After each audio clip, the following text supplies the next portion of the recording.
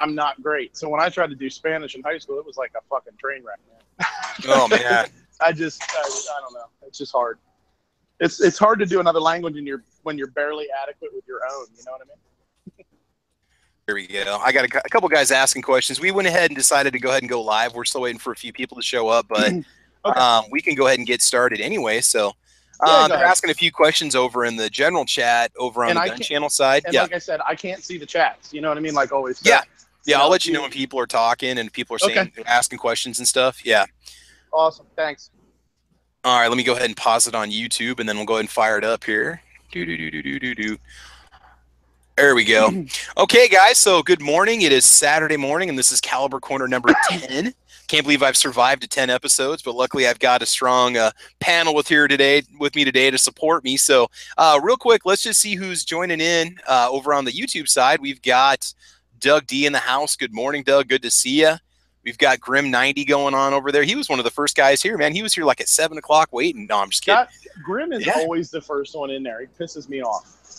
No, you gotta go an hour. You gotta get an hour early, man, if you wanna get in. So we've got Jake and Patrick and Ghost chilling over on the gun channel side. There's a lot of guys over in the gun channels chat that are talking right now. Guys, if you're watching this on the gun channel side, you can go to the Caliber Corner channel on gun channels. I think it's just under podcast, and you can click on Caliber Corner right next to Clover Tack, and you can join in. So let's see. Panel, let's let you guys go and introduce yourselves today. Midnight Range TM, also known as the other Travis, or just Travis. What would you like to say, man? Hey, guys. How you doing? Thanks for inviting me. Thanks for having me. I think this will be a fun episode. I don't have a ton of content, but I do have some videos up if you want to check them out. Some food, some guns, and I'm trying to work on more as much as I can. Cool, cool. Hey, Squib is here. Squib is he's trying out a new audio setup, headset setup, so we'll see how his audio goes. So if he happens to drop out, guys, it's just he's trying to get himself set up for this. All right, so thank you, Travis. Nice strike, man. What would you like to say? You wanna plug any channels? You got anything you want to say this morning aside from yawn because you're still waking up? Well, I have a nice large cup of Kofifi with me, and there you go. I've got a Boston cream donut. So ooh, nice. Donuts. Though it does have sprinkles and coconut on it, so Matt is very triggered right now. The Boston cream donut was my number 2 in the donut chat. That's a good donut, man. They put sprinkles and coconut on a Boston cream? If they got balls, they do. Wow. Yeah. Man, that's I have never heard of that before. I mean, I've seen woo, man. Covered with chocolate. Anyways, so plug, yeah. Hit or miss, Tuesday nights, 9 o'clock. There you go. Awesome. All right, Squib is with us. Squib, what do you want to say, man? What's going on? Well, first off, mic check 1 2 1 2. Is there an echo? Yeah, it's warbling out, buddy. I'm sorry. See if we can figure out your audio. Can you hear me now? Yeah, that's better. Yep. Okay, I'm in northern Michigan. There is bad reception up here. Is there an echo? No, we're good. Okay. Okay, I've used this one before, this brand, and I've gotten an echo. So I yes, think there's an echo. Okay, so Travis has got good equipment. Night Strike, your equipment sucks. Oh. No, you should see his PC rig. He's got a pretty good setup. Okay. I blame Travis M because I believe it's coming from him. I do have an echo. Well, I can just, but I'm not sure why. I can just mute a lot. I can ditch out of the call, come back in, and see if it helps. Yeah, I've got a bit of an echo going on. So, guys, we apologize if you're hearing an echo over on your side right now. Real quick, Midnight Range TM, just to let you know, people are saying they love your cheesesteak video. Guys, if you haven't seen that, he's putting some cool cooking videos up right now. And we're trying to promote his channel, Midnight Range TM, which is very cool. Oh, we've got a few more joining in on the YouTube side. We've got 04 Hemis here, Deuce Driver 610, Ghost Tactical. Scott Pacini's with us also. Not leaving anybody out of this chat. Yeah, we've got what's called a delay reverb going on right now, unfortunately. Yeah, all right. I think maybe I should just mute. Let me try mine real quick and then come back.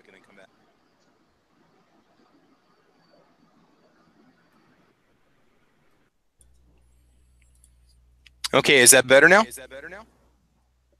I don't hear any echo on my end. I think it's just everybody else might hear it. Okay, I do on my side, but I can live with it. It's okay.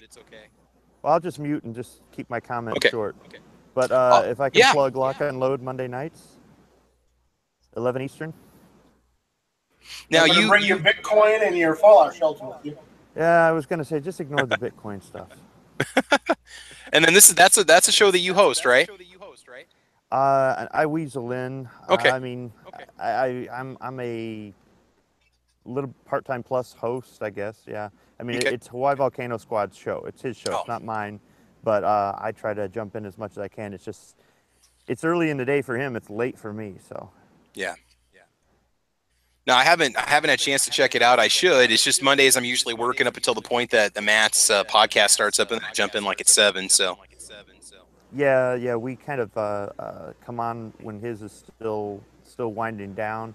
So sometimes we don't get viewers until his is over, and if we did it any later, we'd get no viewers. So a few's better than none. But yeah, I'd like to have it a little bit earlier in the day. Something where I'm not up till 2 in the morning. So yeah. But otherwise, it's a good show. It's about prepping and you know, we talk about military stuff and things like that. But yeah, there's some Bitcoin talk. Just ignore it. That's cool. It's cool. I'm hoping that are you guys out there that are watching? Hopefully the echo goes away here in just a sec. We got a few more people joining in on the gun channel side. Dano's here, Moonfood78, Tony, Ghost is out there, Clay. Hope I'm not missing anybody right now. We got everybody going on here today, man. Oh man, hashtag Boston Cream Blasphemy. Night Strike, look what you started, man. Okay, sounds like my echo is gone. But Travis, shoot Ghost. Yeah. Okay, all right. Let me go ahead and do that. We got a few more people we'll go ahead and have join in today. So, okay, it's Ghost Tactical, right? Or not? Is there a different? Yes. All right, cool. Okay, let's go ahead and send an invite over there. AWAG's with us. AWAG, do you need to take off, or are you joining us now? I'm joining you now. Okay, you want to go ahead and plug your channel at all? Anything you'd like to say? My channel's AWAG1000. Subscribe. I only have a few subscribers right now, but I do various things between guns, cars, mostly guns and cars. I just started doing gaming videos. They're not really that exciting. They're actually kind of boring, maybe. But yeah, go check out my channel if you want. Subscribe if you want. I love comments. Comment galore, even if it's like, I don't know, like, hey, your voice sounds boring. I will gladly contest that. No, I know I love replying back to people. I'm like addicted to replying back, and it's not like I feel like I have to. It's just fun to interact with people and get information from them. Manny De La Cruz is hanging out with us. Kansas in the house, represent. Yes. I love your highways, and your gas is so cheap, guys. I'm telling you, I am jealous about that. Let's see who else is with it. Tony's here. Tony, you want to plug anything? Any channels or any channels or shows you'd like to mention this morning? Hell. Nope, everybody knows where the hell I'm at. I'm here most days of the week. So early watch or Good Morning Gun channels, one or the other. Very cool. Very cool. All right. So today, guys, we are talking about caliber nomenclature. Why is it and how is it that we name ammo the way that we do, or where does the naming come from, which can be very deceiving when it comes to certain calibers. Just a good old-fashioned ammo talk today. So you guys in the chat, maybe chime in about some of your favorite rounds, or if you have any questions about ammo. We've got a really good panel here today. We've got some awesome ammo experts. Show and tell real quick, guys. It's back to school, and so I thought I'd reward myself with a couple books. So I've got Modern Reloading going on here. Tony, same edition that you got. Rocking this one, the 2016 edition. Then I've also got the Lyman book. So I've got my school reading all ready to go. So I got really good prices on them on Amazon. So definitely required reads, I think, for the school year. So there you go, the ammo school year. All right, Travis, you have to get them read by next week. You will be tested. There will be a quiz. Tony's probably going to quiz me every week now. Did you get done with the chapter on 22 LR? Yes, I did. Yes. My dog ate my reloading manual, all 450 Wow. pages of it. Yeah. Yeah, that's not gonna fly. That's an incredible dog. You got a bottomless dog.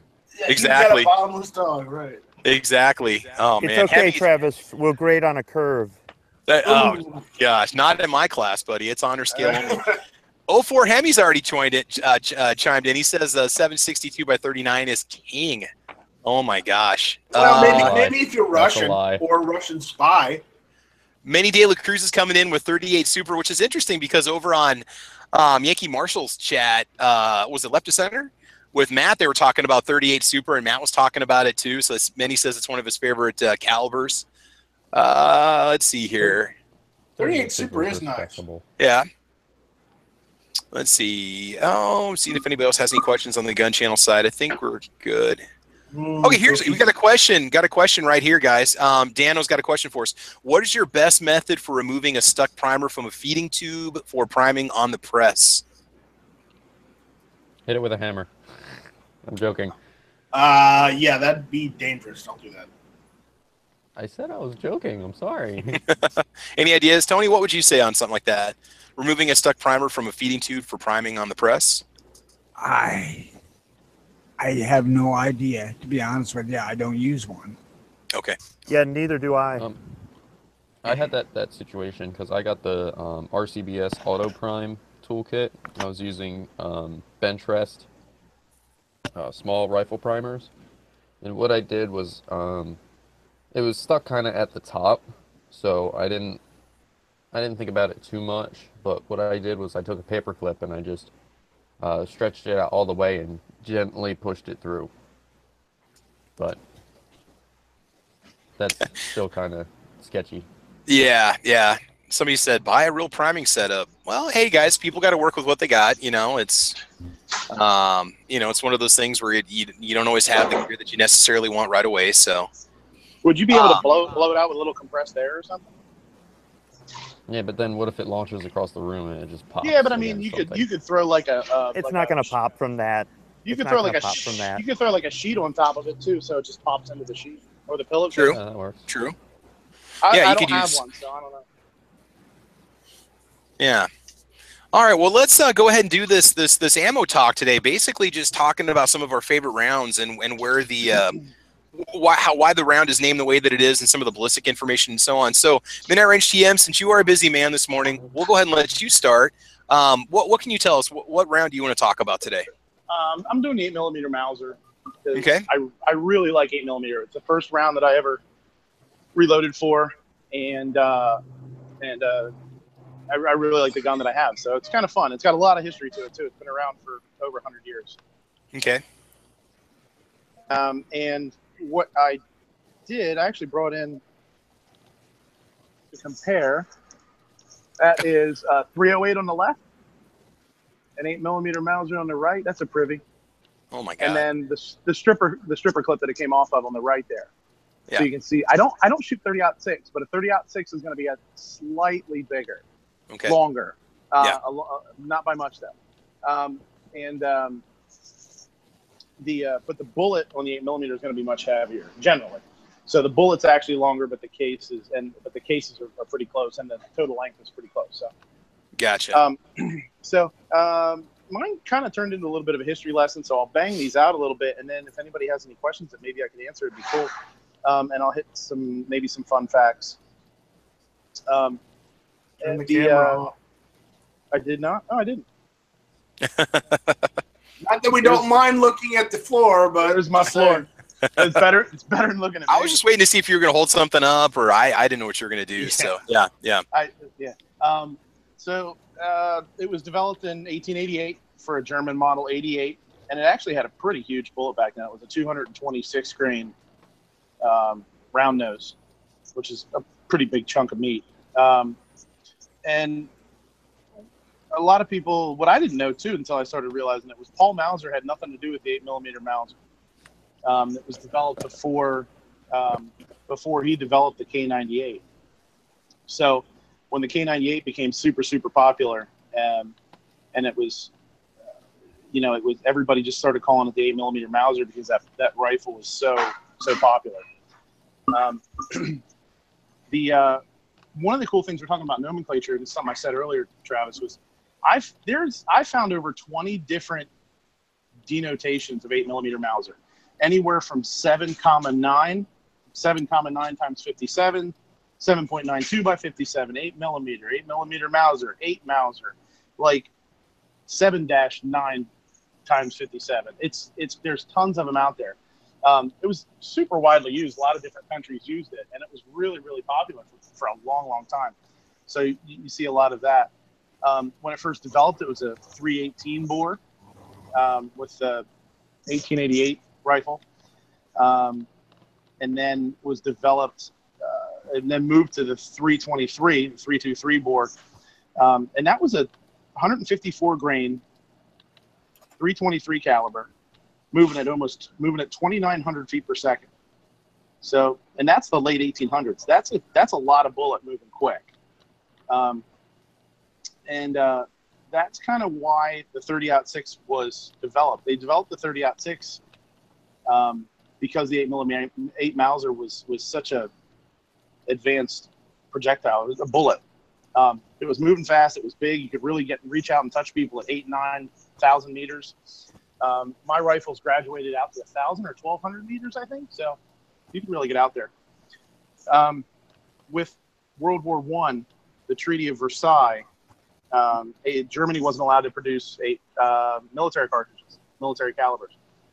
So even though they got rid of the 1888 and moved to the K98 for military use with 323 caliber, they weren't allowed to do that. So now they started going, they continued to produce the 318s. And at that same time, some of the 318s were rebored or rechambered to 323 because that was the more modern cartridge, which you weren't allowed to produce anymore. So now you have 318 bores, 323 bores, two different rifles, and 318 bores that were now converted to 323, all in the mix in Germany and Europe.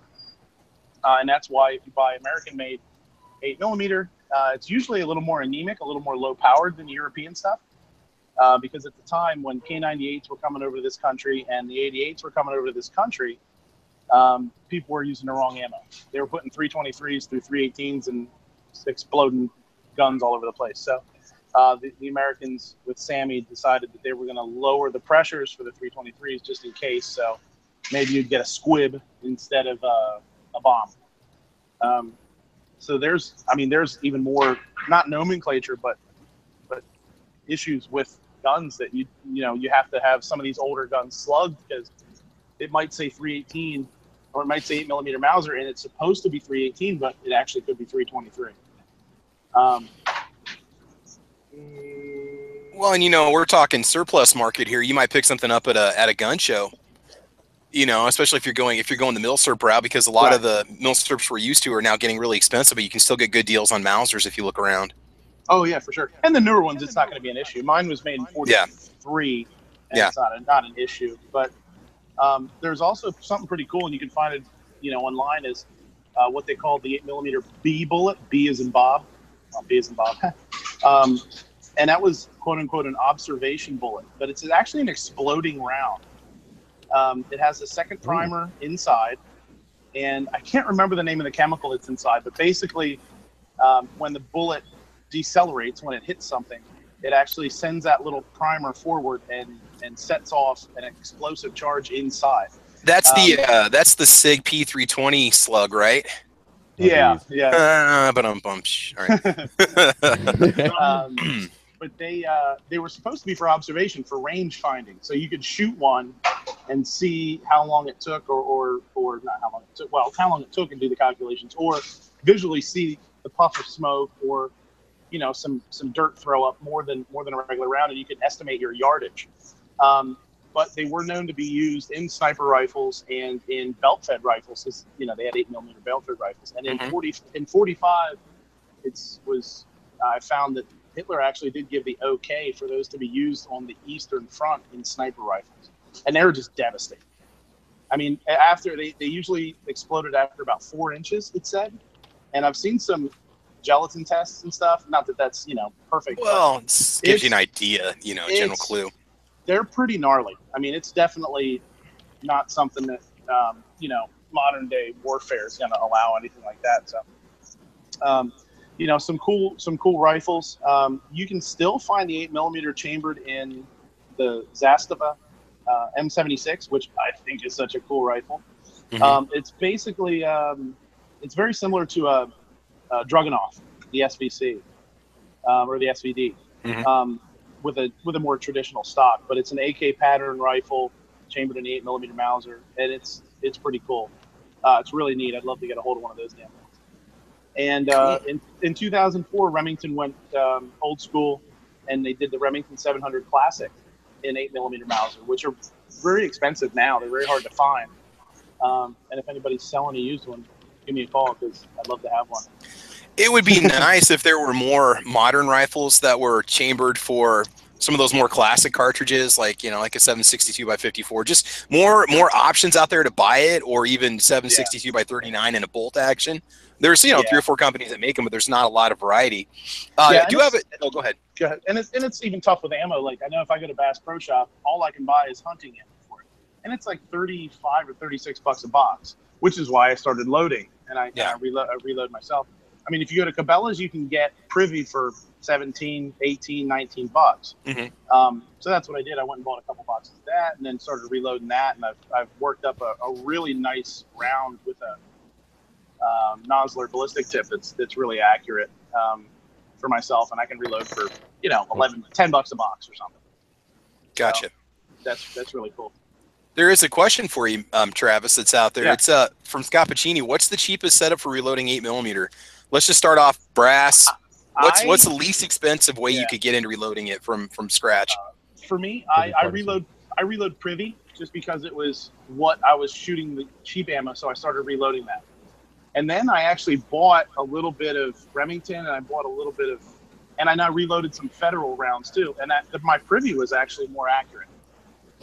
It's a bigger case size, case volume, I should say. So your loads are going to be a little different if you switch back and forth, and which actually means that the walls are a little thinner. But I actually have my load written down here. Not that you should use my load without trying it yourself, but and then I use Lee. I have my Lee Precision setup. I use, and with my Mauser, I have a G9840, which has a ridiculously long throat. So my overall length is longer than probably a lot of guys would be, but it fits in the magazine, which is basically what's important. Yeah. And that way, you know, it'll feed. But that's what I use. I use CCI primers, and I use 4046. I'm sorry, 4064. So mine's a 321 overall length, and that's with a Nosler 180 grain ballistic tip hunting round. Okay. 42.7 grains of 4064. And that's what I've gotten my best results with. I'm shooting a little under 1 MOA. Oh, damn. And that's with a cheap ass Scout mount. AIM, one of the AIM scopes that I have Scout mounted on it. I sent it away to a place in PA called S&K Scope Mounts, and they built a mount for me. It's for my G98. So, yeah. So did that answer the question enough? Oh yeah, I think so. Yeah, it just gives people an idea what they're gonna, you know, what they need to get into, like what reloading setup to go with, and what kind of brass to use. You know, you can buy new brass, right? I mean, you can always buy. You can always go the new brass route if you want for it. It's not rare.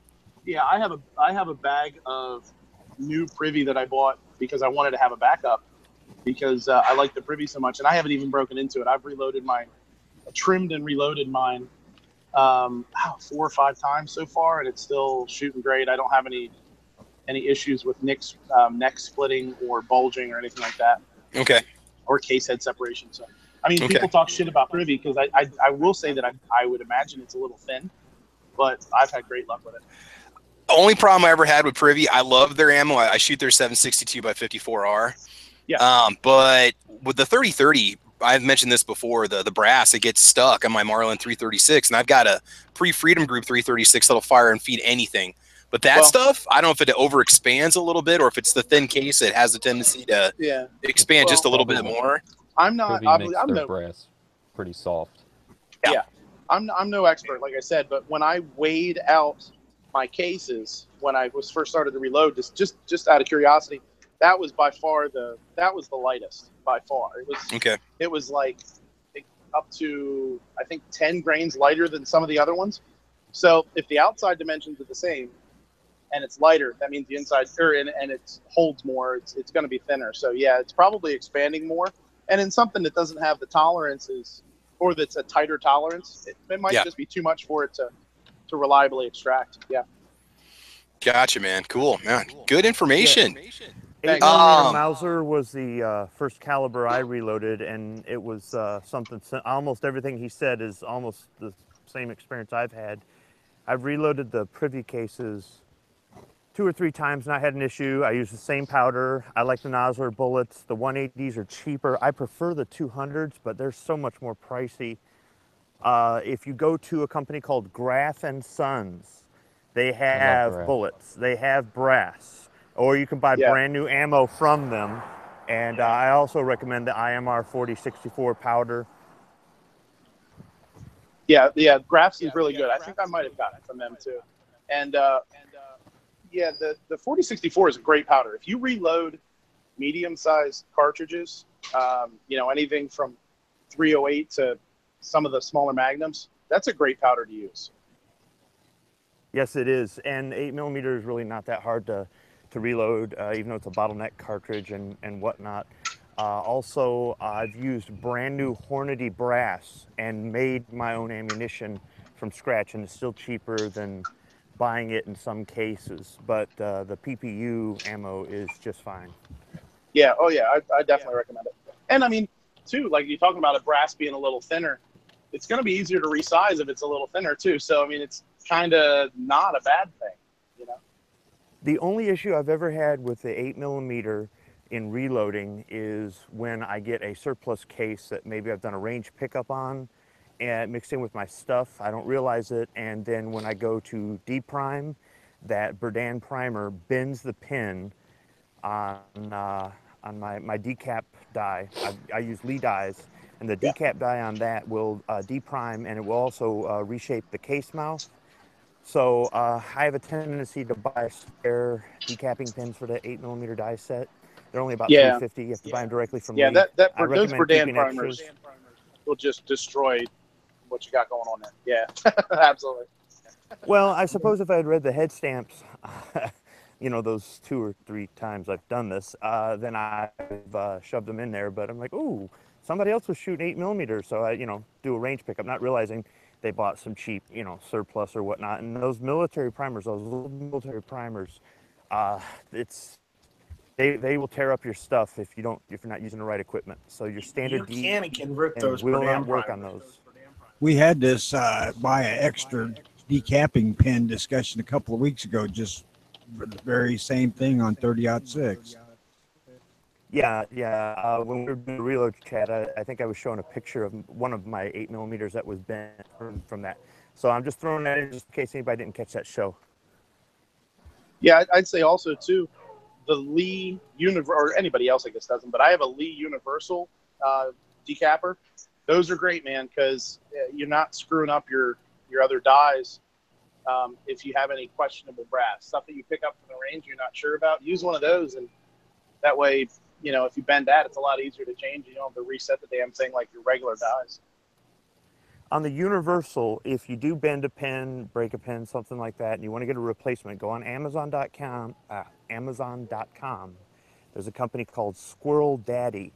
They sell a 3-pack of a hardened pin that will fit that Universal decapper. It's much stronger.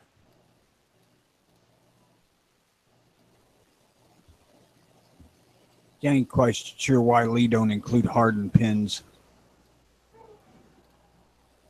I don't know, but the Lee stuff is so inexpensive and it works well that, I don't mind buying spare parts. When I go on their site, if I see stuff for other calibers or whatever, I'll just throw it on the order because the shipping's the same.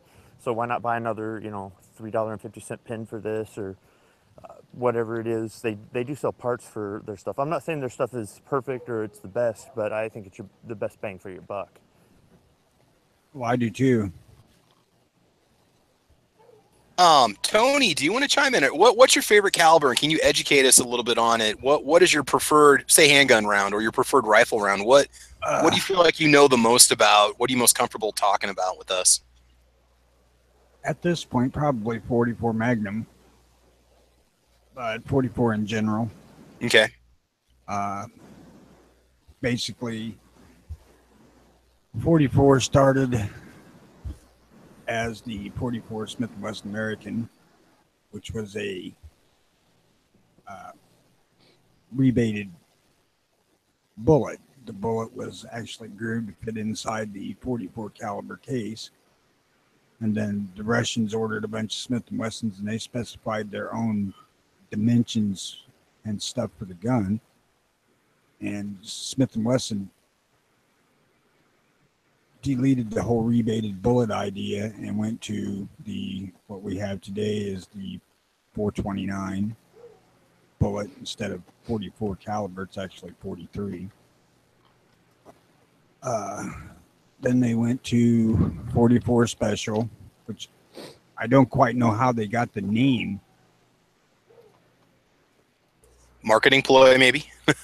Before, the Magnum thing came out, but they did that with 44 and 38. And then Elmer Keith stepped in trying to make the 44 special hotter, and he badgered Smith & Wesson and Remington into making ammo and a gun for it to get to the 44 Magnum. But the loading manuals today are running the 44 Magnum way hotter than it was intended to be. I mean, if you load them to the max, I mean, their intention on the thing was like 240 grain bullet at 1,200 feet per second. And when Remington dropped the ammo initially, it was 240 at 1,400. So they even made it hotter than they were intending, or Elmer Keith was looking for when he was badgering them to do it. I've loaded a bunch of it with Winchester 296 hot, and I don't like it. It's not fun to shoot. It's neat because you get the big ring of fire and the whole 9 yards out into the gun, but running much less powder in the thing and getting it down to what they were initially looking for, a 1,200 foot per second round is still going to take down anything you want to kill with it. Yeah. And not just be brutal on your hand, especially in a single action, because the way the grip is on a single action, it tries to rip the sumbitch out of your hand. Now, I've only ever loaded 200 grain bullets in mine just because that's what I started with and I liked them. But you can load them things up to, I know you can get 300, and I think you can get much bigger than that. 340, 350. Man, I don't want to be shooting that shit. What do you hunt with? Because you said you use that for deer hunting, right? Yeah. Okay, so what is your typical deer hunting round going to consist of? What would you go out there with? What I'm looking at right now is a 200 grain jacketed hollow point sitting on top of about 26 grains of 296 or Ogden H110, which is going to put it out there at, depending on where you look, probably 12 to 1,300 feet per second. It's pretty comfortable to shoot, and I know it's going to be plenty effective at the ranges I'm going to be using. I could also go with about probably 9 or 10 grains of tight group, same bullet. And you have the option of using IMR Trail Boss in the gun because it's a bulk powder, which lets you fill up the case with powder and still not have but like less than 8 grains powder weight wise. for cowboy action stuff or just plinking with the thing. Because, you know, to be honest with you, the 44 Magnum loaded to the gills is not a hell of a lot of fun to play with. I have a hard time just shooting even just regular like target loads or whatever. I mean, after 50 rounds, I'm like, okay, I'm done. It's a fun round to shoot, man. It's got some kick and you feel it, but wow, it's up there. Yeah, initially I fell into the trap that a lot of guys do and loading them to the top, and man, it didn't take me long to figure out that was kind of a dumb idea if you really want to shoot the gun a bunch. I've only fired it out of a revolver with like it was a Taurus, like maybe a 3-inch barrel. Is there any recoil reduction at all when you go with the longer barrel out of that? Is it a little more comfortable to shoot? Does that help, or does it not matter? Are you pretty much going to feel the same recoil regardless of what you're shooting it through? I don't know. I've not shot a short barrel, but I can tell you there's a hell of a difference in the single action Colt style grip and the Smith & Wesson type. Oh yeah. Yeah, I was even shooting it with a rubber hoe grip, and it was still, every round was like, man, I feel like I was slamming my hand in the concrete, you know? It's a beast. It's a fun round, though. It's a very fun round. You start loading that with Trail Boss, and you can shoot it all day, and the gun don't have any friggin' recoil to speak of. I mean... Yeah. Squib is saying... he's over in the Dad on the Gun channel side. He said, try it in a rifle, you know, like maybe a lever action. I've never fired. Have you guys ever fired 44 mag through a rifle before? Oh yeah. Yeah. What would you say? What does it feel like? Is it kind of like comparable like a 308 or 30-30? Oh, okay. All right. Awesome. The 29 grains or 28.5, I think it is, max loads at 296 on the 200 grain bullet. It would sting to shoot. You know, it hurts your shoulder a little bit shooting a t-shirt, but it's not real uncomfortable to shoot. I mean, it didn't bruise me or anything. Yeah, yeah. And, you know, anybody here that might be joining us that's new to shooting, you know, you don't necessarily want to start off with the 44 mag snubby as your first gun. It might kind of shy you away from wanting to go to the range. So work your way up to it. The more you shoot, the more comfortable you get with more and more high-powered rifles and pistols. I'm just saying, myself as somebody who's only been into guns, really trying different calibers for maybe the last 5 years, you know, you can grow to tolerate, you know, heavy recoil, especially say from like a 44 mag. You want to kind of work your way up to it, especially if you want to use it for self-defense or even hunting. You know, you still need to go out and practice with it, and you don't want that to be an unpleasant experience. Yeah, I can tell you the max load that they list in the Lyman book for Winchester 296 or 110, either one, they're roughly the same powder, is way more of a handful to shoot than off-the-shelf hunting ammo. I mean, it is substantially more recoil. And the Lyman book listed at like 1,450 feet per second, but the Hogden site listed at 1,850 feet per second. So I don't know what the disparity is there. That is pretty crazy. Ghost Tactical, I want to thank you for joining us. Ghost, do you have a favorite caliber, or do you have any information you can share with us about a caliber that you know a little bit about, or something that you shoot on a regular basis? Yeah, thanks for having me, first of all, guys. Man, I appreciate you coming in. I finally figured out how to run the chat invites for private messaging. I don't know why. I always thought that I had to like go to your page, friend you, and then be able to send you a message, and here it's just right down in the chat on the bottom. You learn something new every day, man, so I apologize. Well, I've only been on Gun Channel since Tuesday, so I'm having a blast. I've been on several shows the last few days, so it's been fun. It's an abundant. So if anybody out there on the YouTube side, I can personally vouch for this. If you guys want to extend your knowledge and extend your, your realm of guns, go join gunchannels.com. It's awesome. You guys will enjoy the people there. But anyways, as far as I go, my favorite round, I know that it's probably going to be like the very vague guy, but I love the 9mm round for semi-autos. I shoot competition, so I load 124 grain 5.2 grains. I try to get about 1050 feet per second. It's kind of where I like to be for when I get chronoed at the competition. So 9mm round for a pistol. I'm kind of starting to get into the 300 blackout. I think it's an awesome round. It's a great round. For the power of getting the same size, the 223, but the power of a 7.62, it's a pretty awesome round. So I haven't really gotten into a whole lot, but I've enjoyed it the little time that I have shot that. I knew it. Someone would mention 9mm. Well, I had to, man. It's my favorite round, but I also shoot competitions, so that's something that I shoot all the time. So I'm very familiar with that round. I know. But with the hotter round, if you're knocking down steel, or you have to take down targets. If you're running 115 grain, you might not take it down on the first shot, and it's going to cost you valuable time.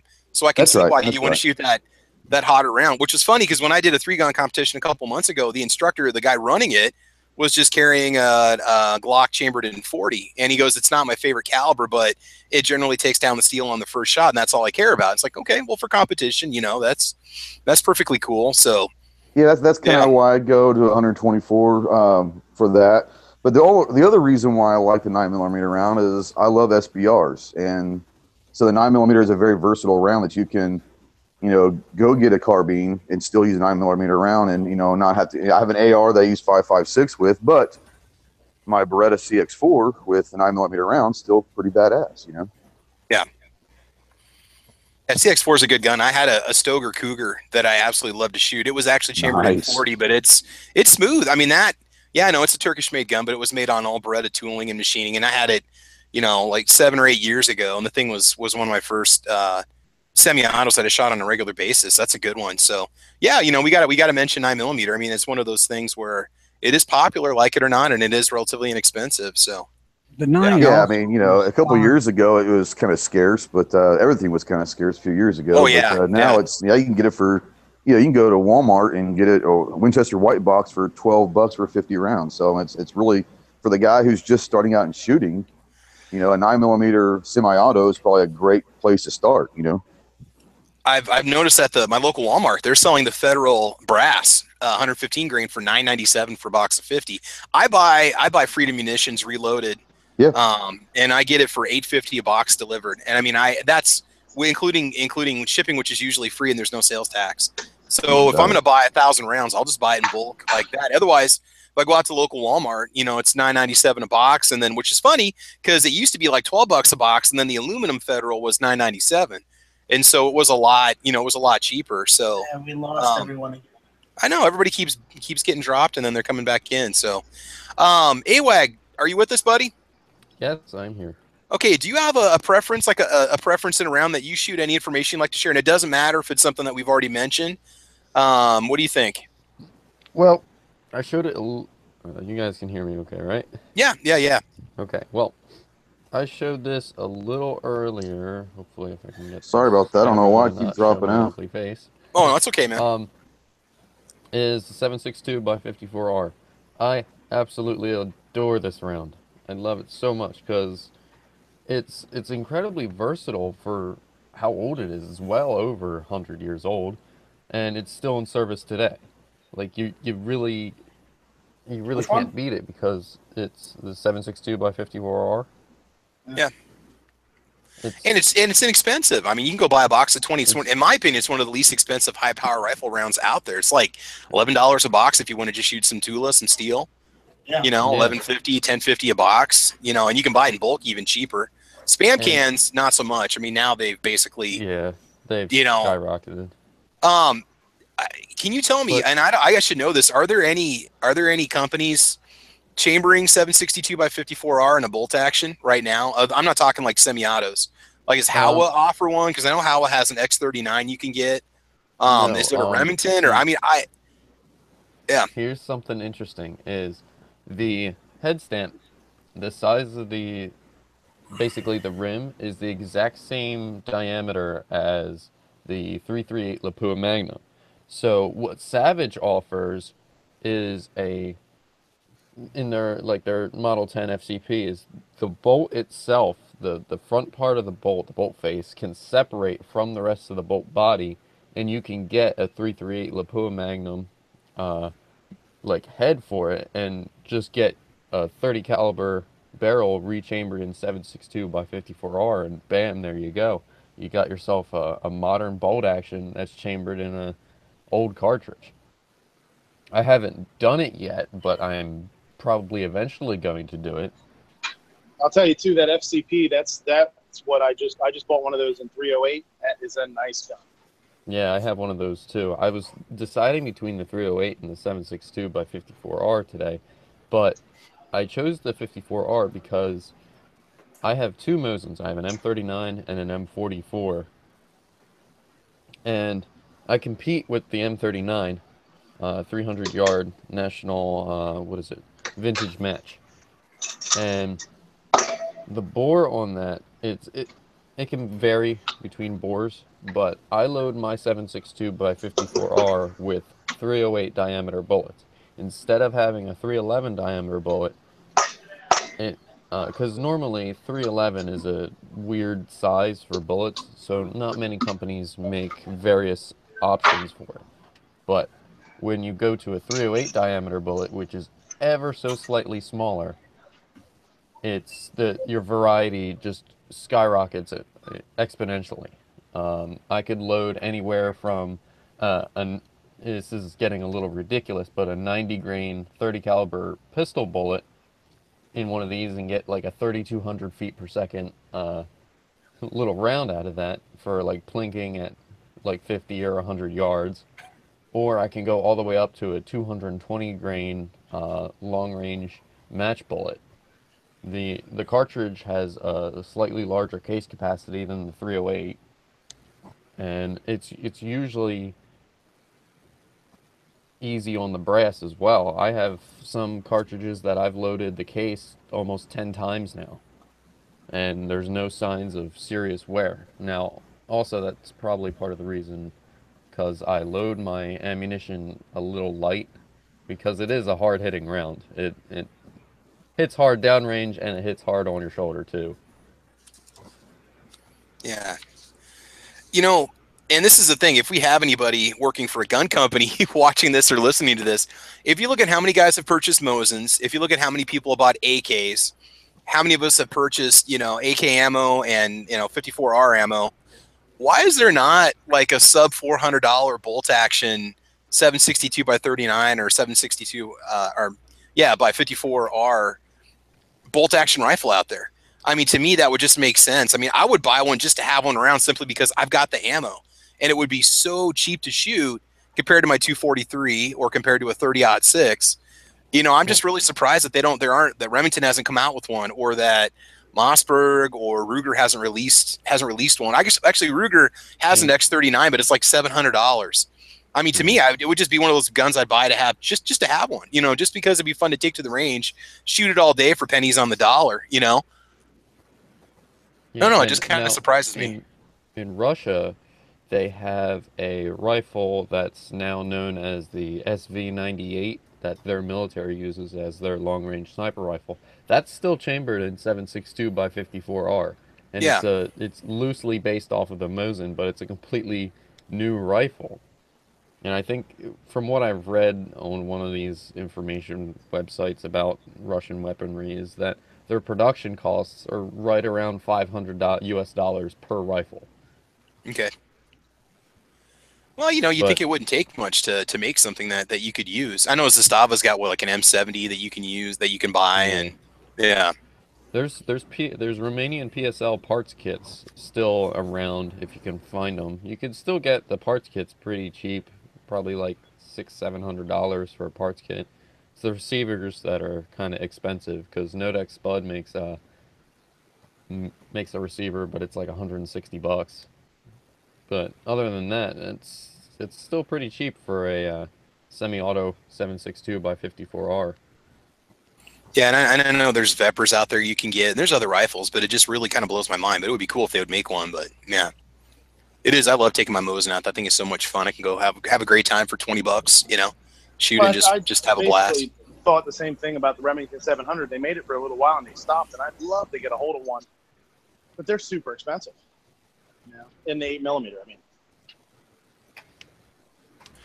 Okay, Night Strike, do you have a caliber preference? Anything you know a little bit about, like your favorite round, or whether something you shoot or something you just enjoy looking up? What do you got, man? What's up? Yeah, okay. We're going to talk about the most knockdown power of handgun calibers. We're going to talk about the 22 long rifle. There you go. Yeah. I knew that was coming.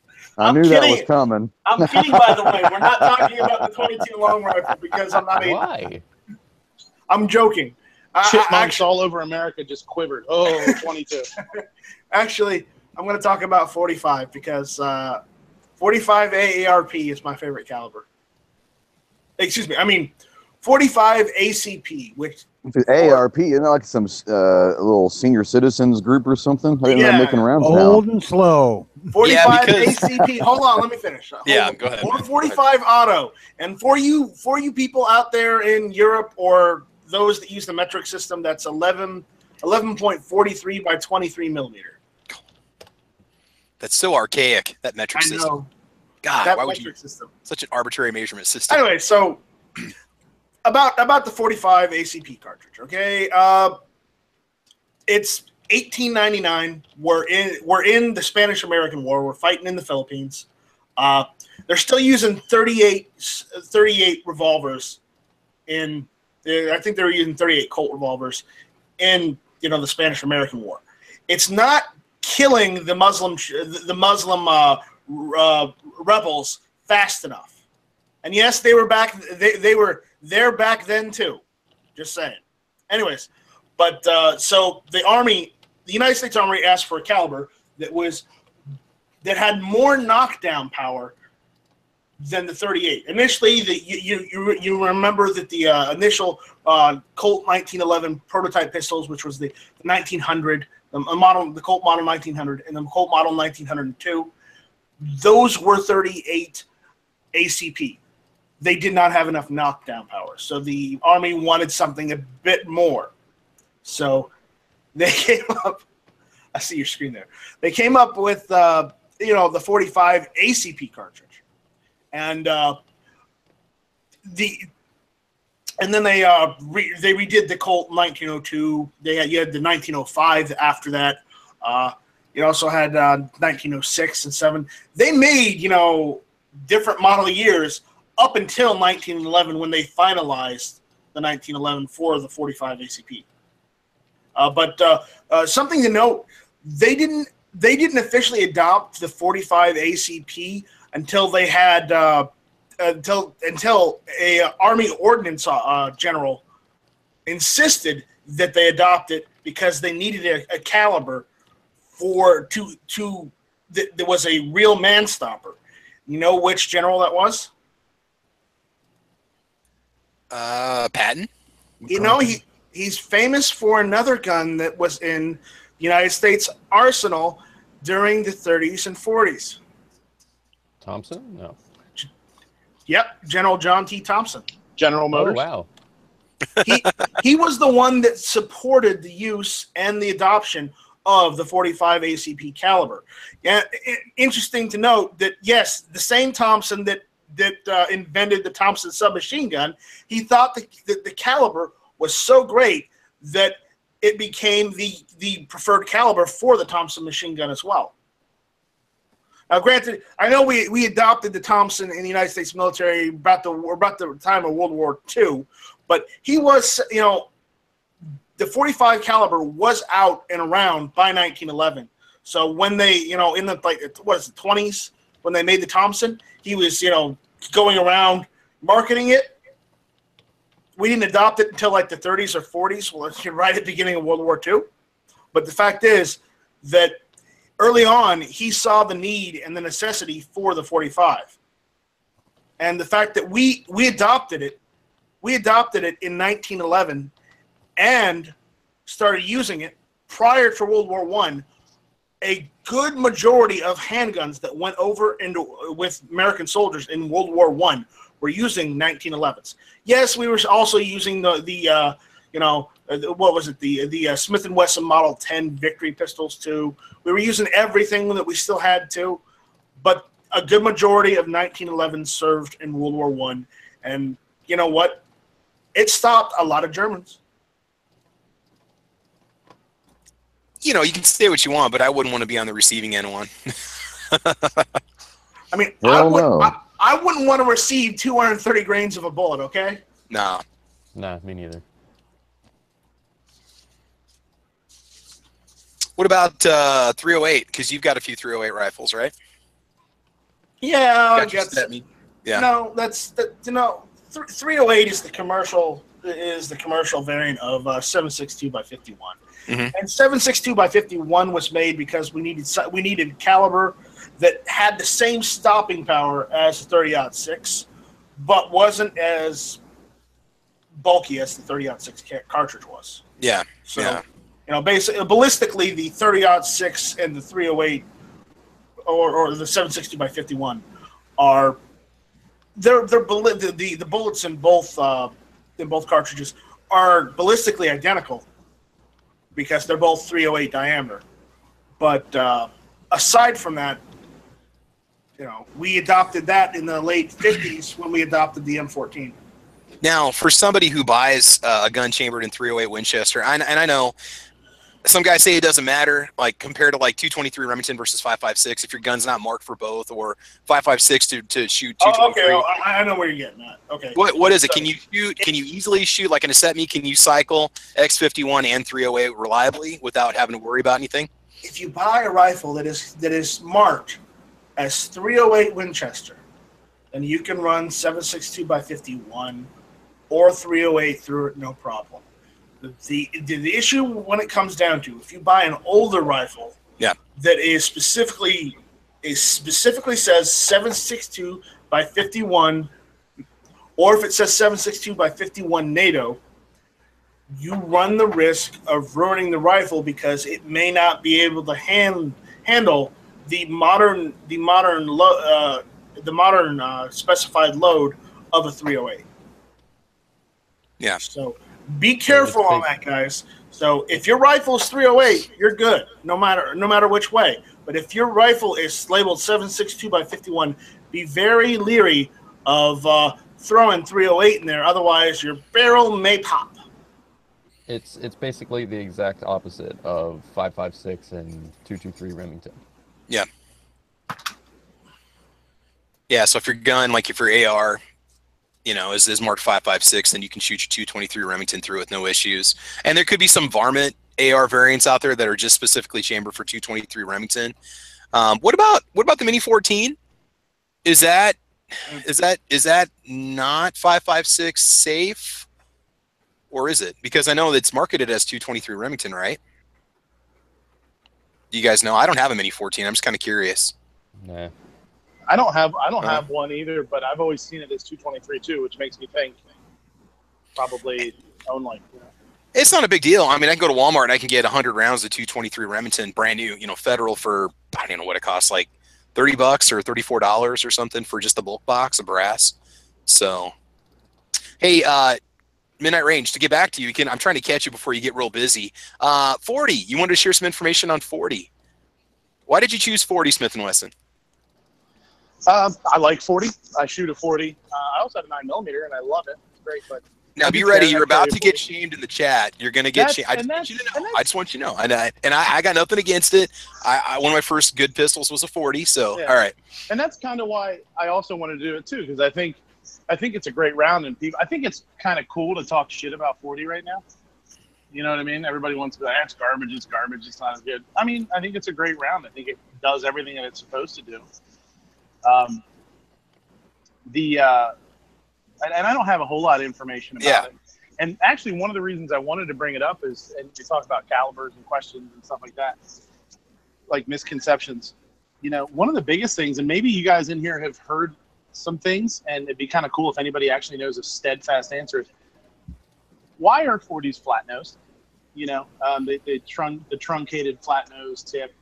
You know, you hear maybe it's because of, you know, it's supposed to mimic a hollow point in feeding. I know they're supposed to be shorter so that they fit in the 9mm frames and magazines. That was a big deal. That's basically why it's to mimic the hollow point. Yeah. It's to reduce the overall length. It has to fit within a certain length. Yeah.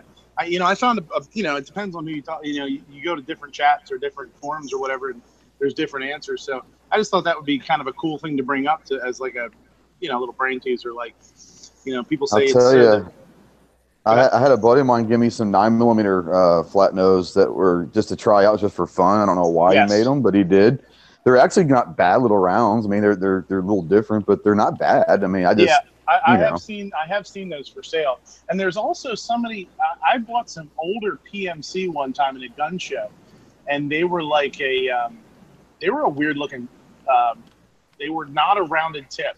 They were a little bit pointier, and at the very end, it was like a flat. From the side, it almost looked like a hollow point rifle round. That kind of just the very small hollow point, but it was flat nosed. It was kind of weird, but yeah, I've seen that in 9mm too.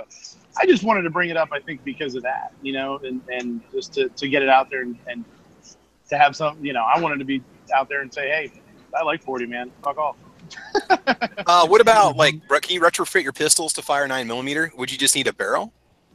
I can't. Well, actually, I might be able to because I've never looked into it, but I have heard. I shouldn't say probably because I have heard guys say that they've done that. My Carry 40 is a Bursa Ultra Compact 40, and it's the exact same frame as the Ultra Compact 9. Mm-hmm.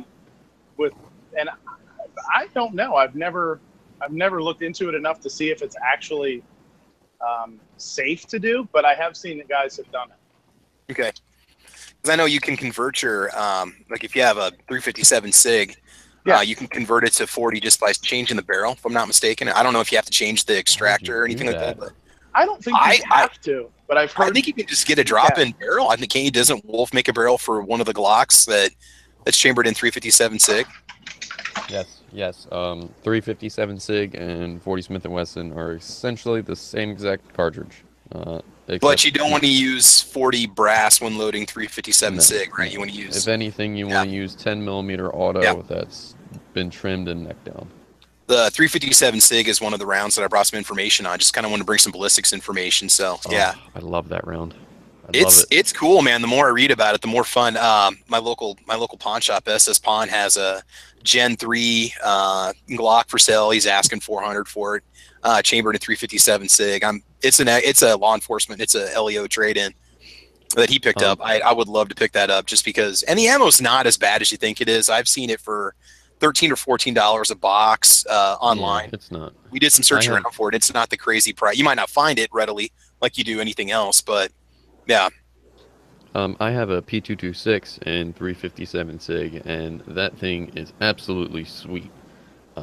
Personally, I think it's one of the most accurate handguns I've shot because I had a golf ball at 25 yards, and the first 2 shots that I took, I just made it disappear. It was fantastic. Isn't that just a good feeling when you start your range trip? You just boom, bullseye on the first shot. It's like, all right, it's gonna be a good day. Yeah. With 357 SIG, it is the only downfall of that is even with a 5 or a 6-inch barrel for a full-size handgun, it still has some concussion to it. It's pretty bad. Because I was shooting it at the range and people were complaining, "What are you shooting, dude? It's obnoxious." I'm like, "I'm sorry, it's a 357 SIG." Next time, go take a CZ52 and then just see what happens. Oh, geez. Hey, Travis, I gotta get going, so I just want to say goodbye. Thanks for having me. All right, thanks a lot, man. Guys, make sure you check out Midnight Range TM's channel. If you're hungry, check it out, because I know he's going to be uploading a lot more videos in the future. All right, no pressure there, Midnight Range. And I'm putting links to his videos on my channel now, too, so be watching for that. Thanks for joining in, man. Pressure him an awful lot. That's right. It takes time, man. It's a passion. It's a time suck. It's an investment, but you got to do it, man. You got to. It's tough when you're working 7 days a week to put more food into your life, but we do it.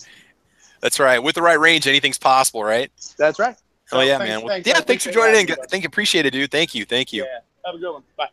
All right. Well, the round that I wanted to talk about today, and this is one I've got some real interesting feedback on a video I did on this round. I don't own a firearm in this. I've just been reading about it. It was on the cover of American Rifleman, I think, in July. What's that? You don't. You're going over a caliber you don't even own a gun in? What the hell? No, because it's just I'm curious about it. I'm curious because it would be easy to retrofit or just buy the parts I need to do this to my AR. The round I wanted to talk about was the 22 Nosler. And have you guys looked into this round at all?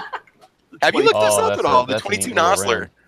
It's okay. A couple things about it. Your case dimension, it's the same length as your 223-556. It's a larger diameter case.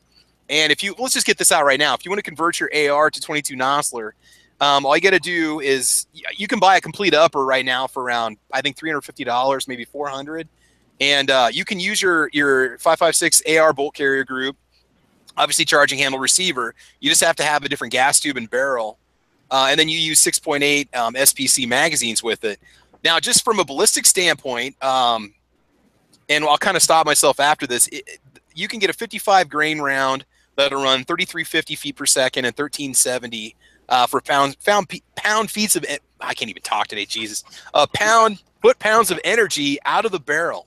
Now, comparing it to a premium Hornady round, you're looking at 3,150 and 1,196. So you're going to get about an extra 200 feet per second and about an extra 200 foot-pounds of energy on it.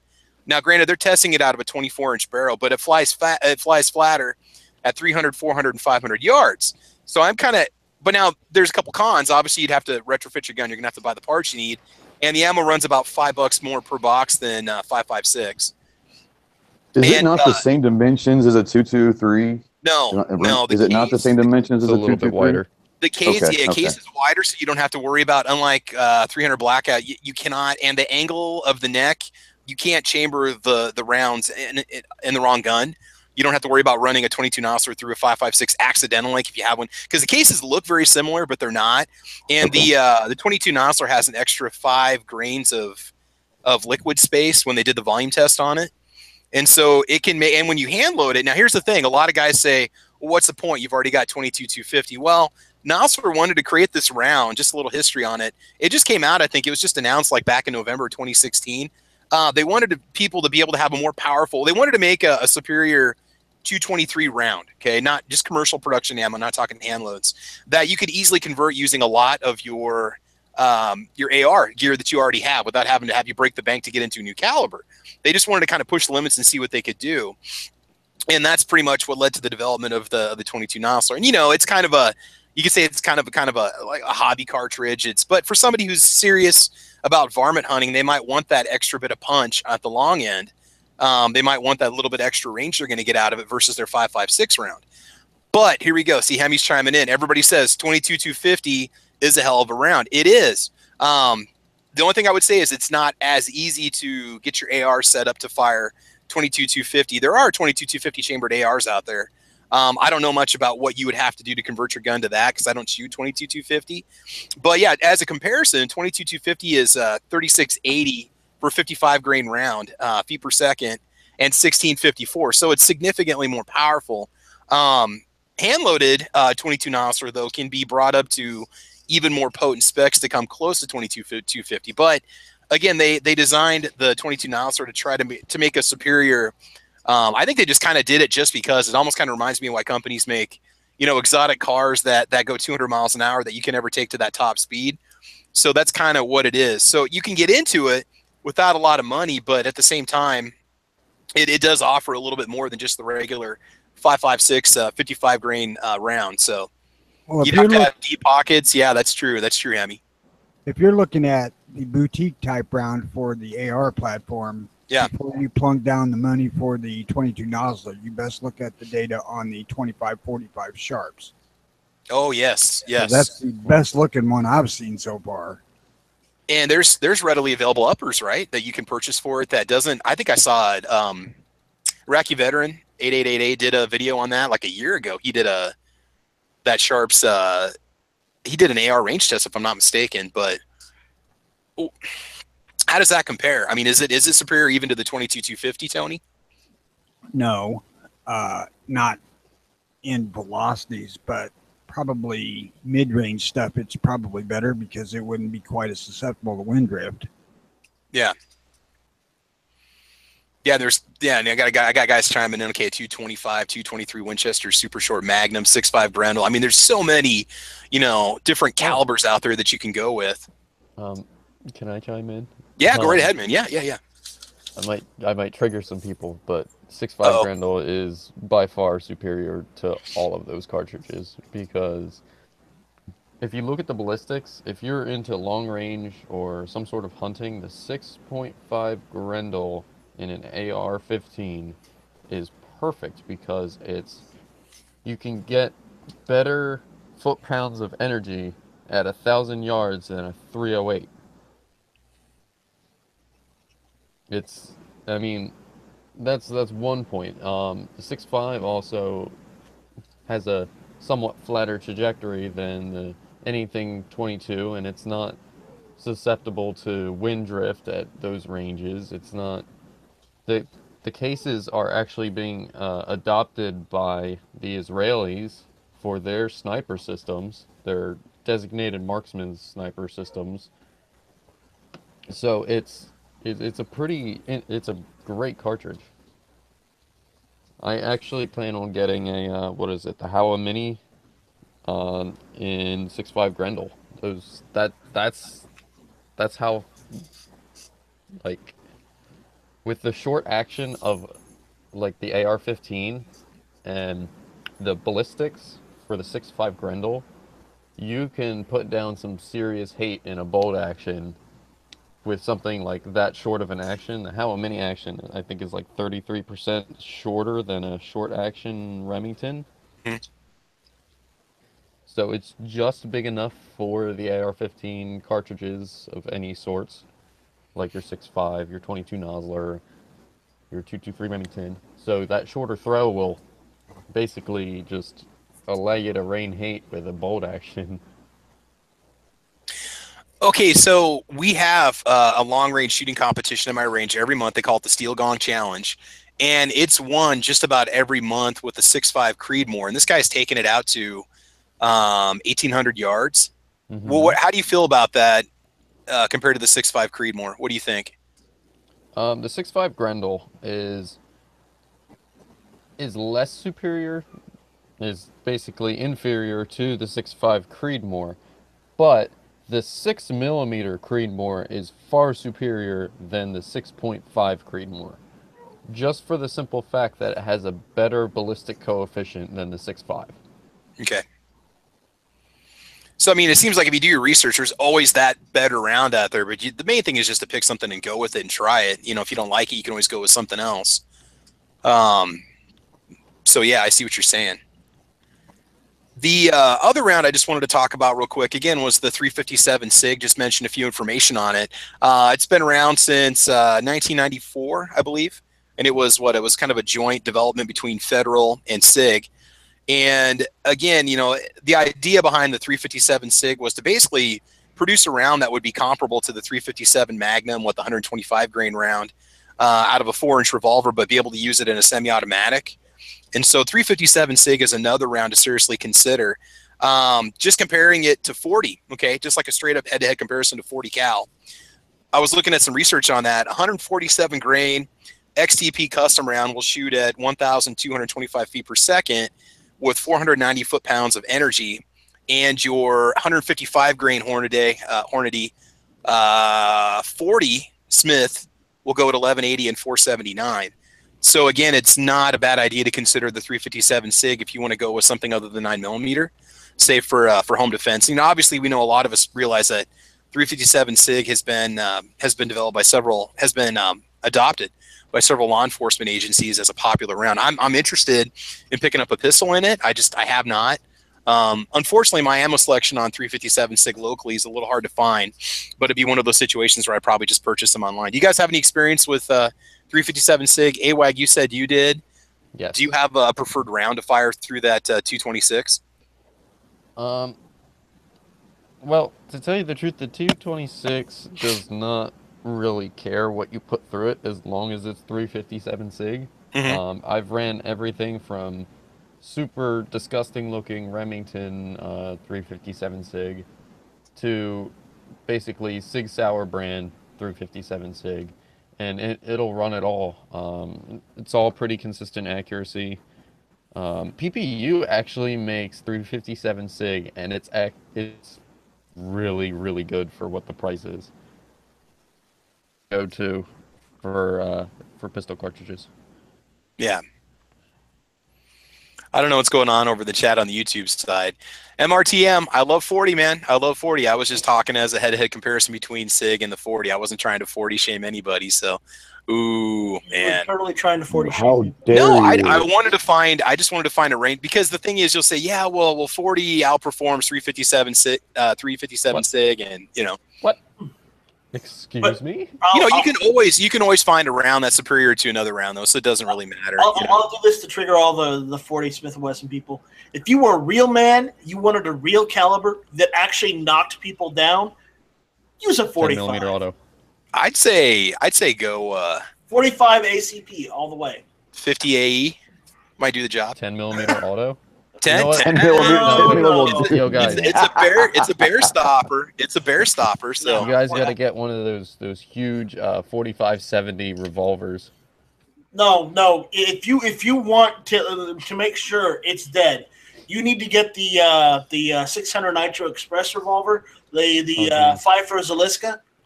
That's the revolver that can take down anything, because it's chambered in 600 Nitro Express.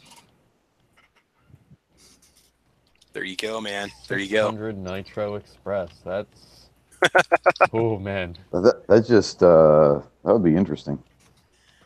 Let's see. Minnie De La Cruz is saying the 500 Magnum is a real round. I'd like to shoot that, 454 Casull. I'd like to try one of those at some point. If I can ever get down to Arizona, where half of Gun Channels, the Gun Channels family lives, I might have a chance to actually to try one of those out. So a lot of guys have those down there.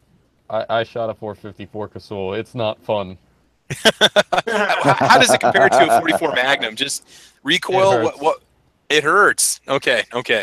It's basically a 44 Magnum that's been like given Red Bull and cocaine. It's just a little overdone. But it'll do the job, right? Yeah. Oh yeah, it'll kill a bear one shot, no problem. But it'll also kill your wrist one shot, no problem. So, Night Strike, what's your opinion on 45 Long Colt then? Is that okay with you if I shoot that? Is that that's a real man's round too? Remember, it's in 45, not 40. Okay. Not entirely. Yeah. So, gotcha. Yeah. So he's good with it as long as it's a 45. He's good. Yeah. Right. So the other Travis, if you're out there listening, you might want to direct your hate towards Night Strike, because I got nothing against 40 cal. I had a pistol in it for a long time. Travis, there's also one thing to note. If you're using 45 Long Colt, you can also use 45 Schofield. True. This is true. The only catch about that Long Colt is it is a pricey round to shoot. I think it's about $35 a box. Is that what you're not going to the range and just practicing with it. That's for sure. No, we've got a Rossi Circuit Judge carbine that shoots that 40. You can shoot 45 Long Colt or 410 shot shells through it, and I've taken it to the range once and fired the. And it was god awful on accuracy with the field sights. I could not sight it in with the fiber optic sights that were on the top of it. I had to put a red dot on it just to get the damn thing to hit a bullseye, and that was an expensive range test, man. I was disappointed, but yeah, not fun stuff. All right, so guys, Ghost Tactical, anything else you want to add at all? Any favorite rounds? I know there's a million rounds we didn't cover today, but just talk about some of our favorites and raise a little controversy talking about some of those that we've tried out. Not that side hasn't been touched. Like I said, that the one I'm interested in really getting into is I'm really interested in that 300 blackout, especially if you can get a suppressor on it, because it's going to really come out. It's sounding like absolutely nothing. I mean, it's going to be a little thump, thump, thump. So if you like a suppressor and you want something to be quiet, coming out, it's going to be slower, obviously.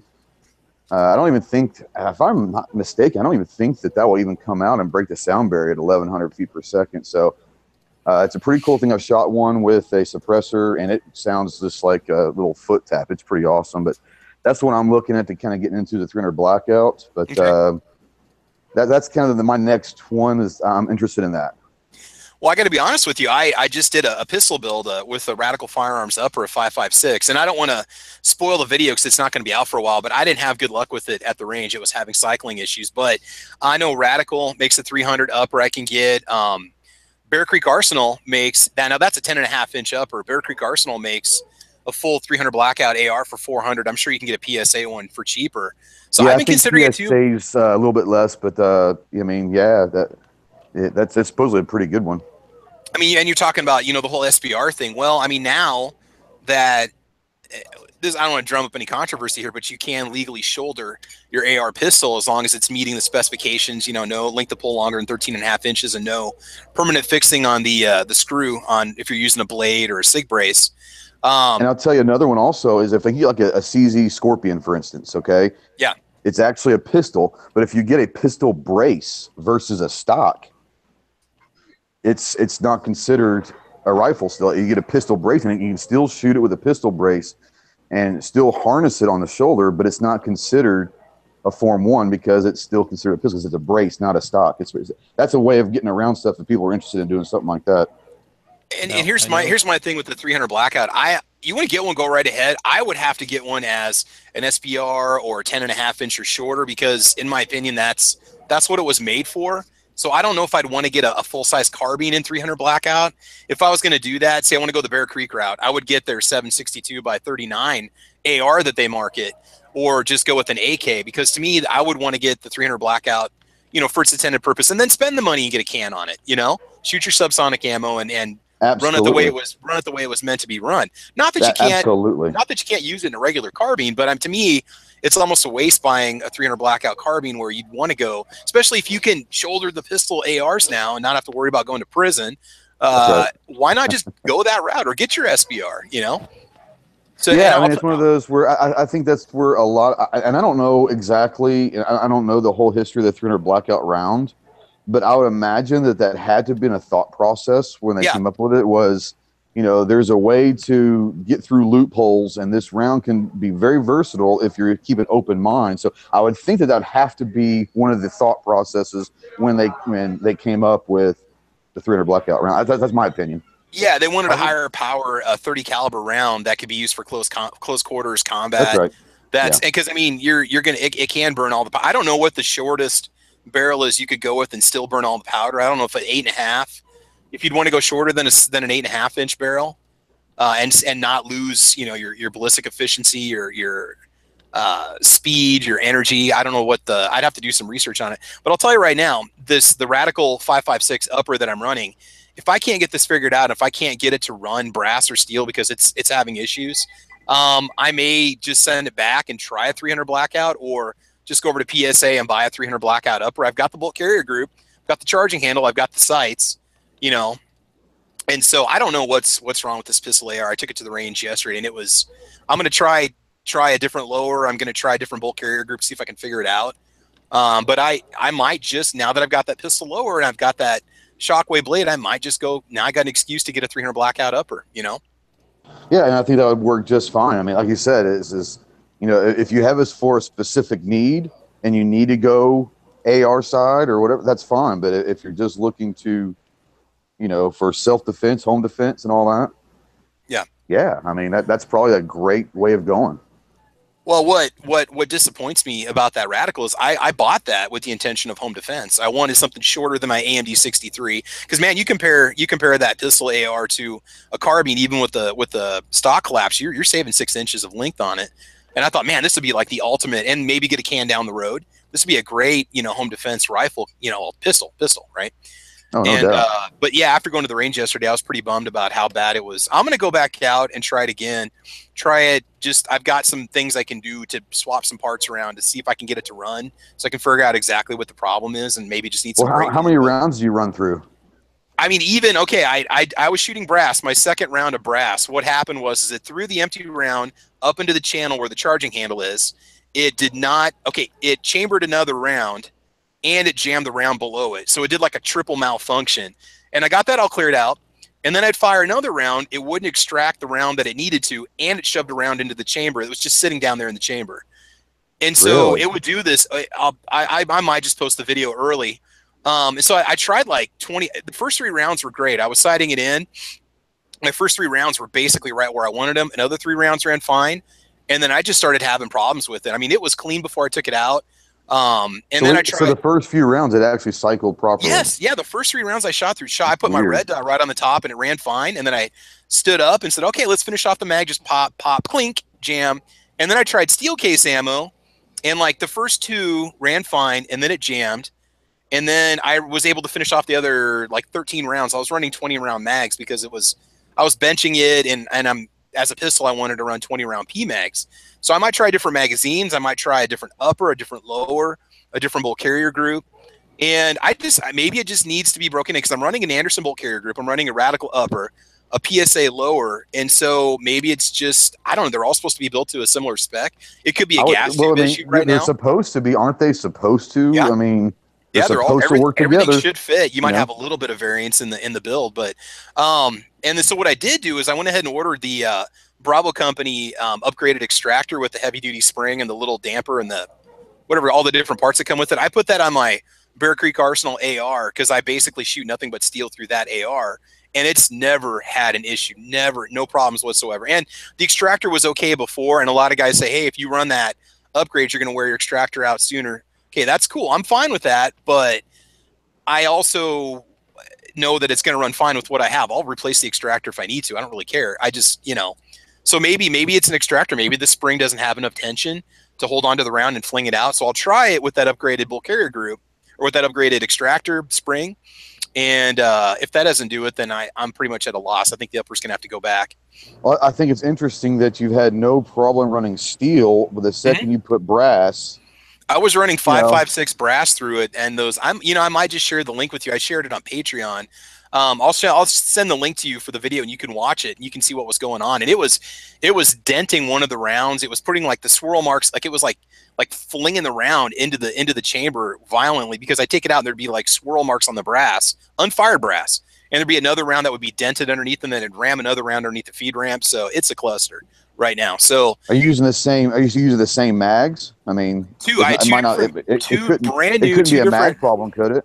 Okay. Yeah, I tried 2 different PMAG 20s and it did the same thing both times. So I might need to just try a GI Steel mag and see if that runs better. But I mean, it's my second PSA AR, and I've never had problems with their stuff before. So I don't know. I mean, not that I know we're not really talking caliber right now, but I'm just going off of my little soapbox. Well, in a way we are because you're doing a test on a specific round. So yeah, it still fits. So I'm just saying, it's just weird to me. It's weird to me that, if the first 3 rounds go through fine, all of a sudden you think if it's the round and the gun do not match, it wouldn't go from day one. But the first 3 are perfect, and all of a sudden that's weird.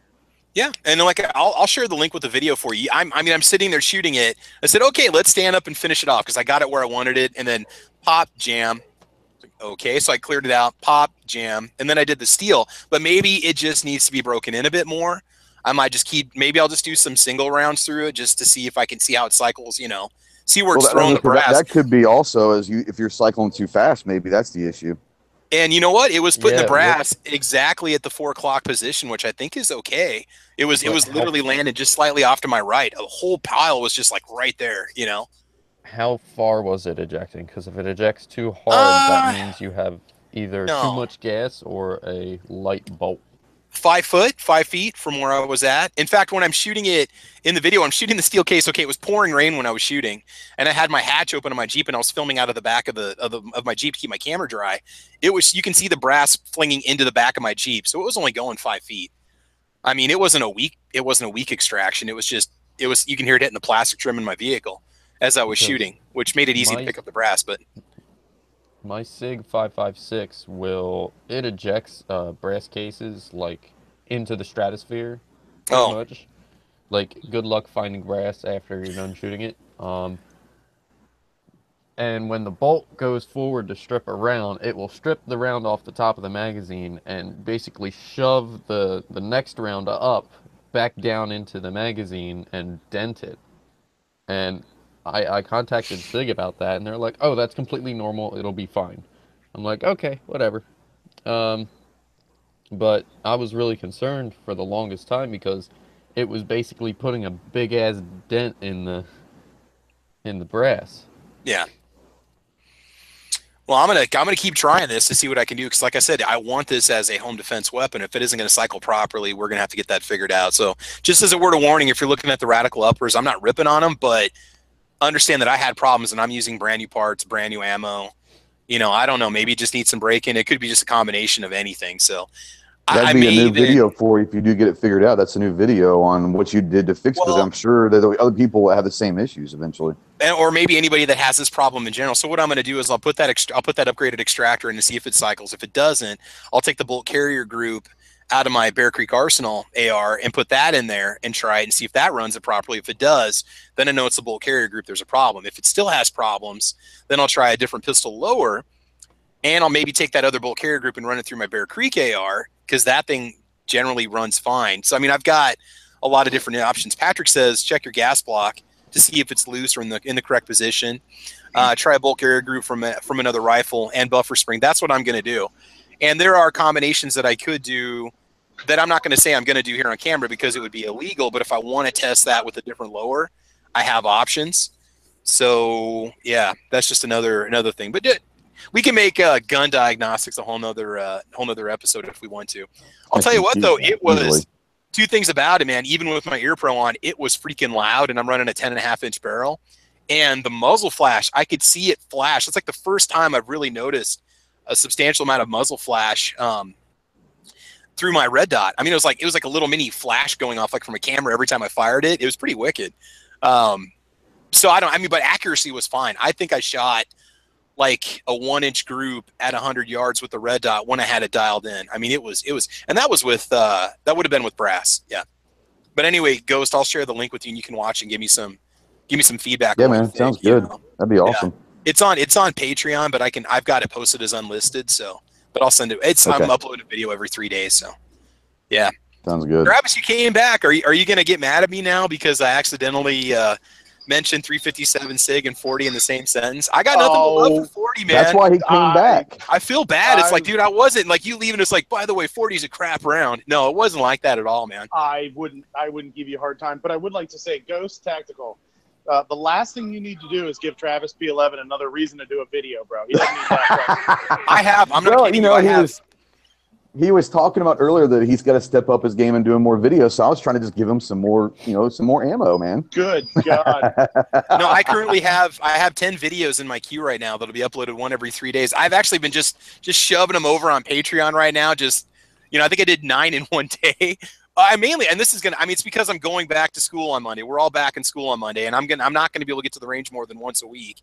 So I'm trying to enjoy those last few precious hours of freedom that I have, even though it absolutely poured at the range when I was there filming those my most recent videos. And then I came home, and then the sun came out. You got to do what you got to do, though. The sun came out when I came home, and I was like, really?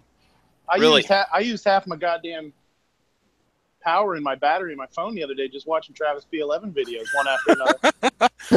Well, I try to keep them like at 10 or 15 minutes. And honestly, you don't see all the shooting I do in the video. Like when I took my Bear Creek out and sighted it in with the Vortex, I was there for probably a half hour. I think I ran maybe 15 or 20 rounds before I got it where I wanted it, shooting at a few different distances, getting it out to 100 yards. So you just see me put the 3 rounds in, and they're awesome at 100 yards. But I'm not going to sit there and bore you when I'm sitting there shooting the whole time, The only like shooting videos that are fun to watch them on is my Sky CPX2, because you never know what that thing's going to do. So for the record, guys, it runs and it's fine, and I don't own it anymore.